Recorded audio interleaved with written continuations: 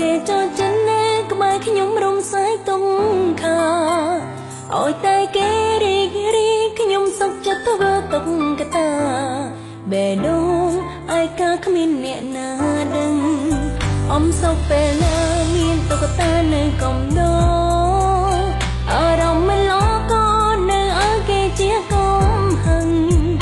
ដឹងថាគេមិនខែប៉ុន្តែនៅតែខំប្រឹងព្រោះជាស្នេហ៍ពិតតុក្កតាក៏ចេះឈឺចាប់កុំប្រាប់ថានឹកគេអោខ្ញុំអត់ខ្លាំងបានទេពេលណាខូចចិត្តពេលណាដែលឆ្លងនឹងគេជាពេលដែលខ្ញុំបាននៅចិត្តពេលគេត្រូវគ្នាក៏ឯកាតុក្កតាក៏ចេះឈឺចាំតែស្ដាប់ឮអត់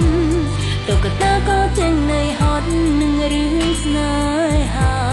បើសិនជាថ្ងៃណាមួយបាត់មកអ្នករកមិនឃើញតុក្កតា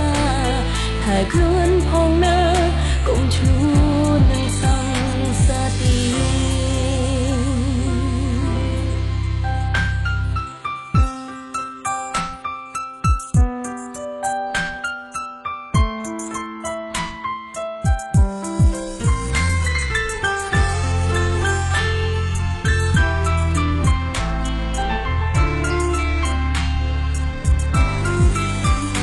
សុខពេលណាមានតុក្កតាមួយនៅកំដរអារម្មណ៍មិនល្អក៏នៅឲ្យគេជាកំហឹងដឹងថាគេមិនខែប៉ុន្តែនៅតែខំប្រឹងព្រោះជាស្នេហ៍ពិតតុក្កតាក៏ចឹងឈឺចាំកុំប្រាប់ថានឹកគេអោខ្ញុំអត់ខ្លាំងបានទេពេលណាខូចចិត្ត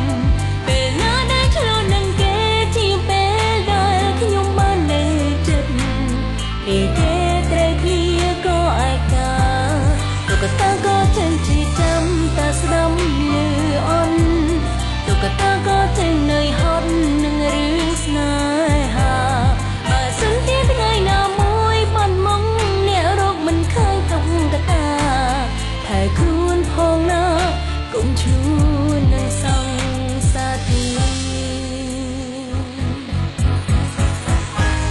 តុក្កតាក៏ចេញជាចាំកុំប្រាប់ថានឹកគេ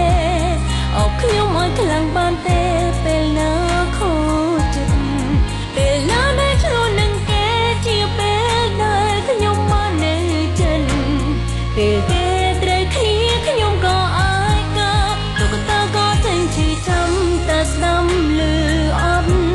តុក្កតាក៏ចេញនៅហត់នឹងរឿងស្នេហាបើសិនជាថ្ងៃណាមួយបាត់មកអ្នករកមិនឃើញតុក្កតាហើយខ្លួនផងណាកុំឈួរនឹងសង្សារទីហើយខ្លួន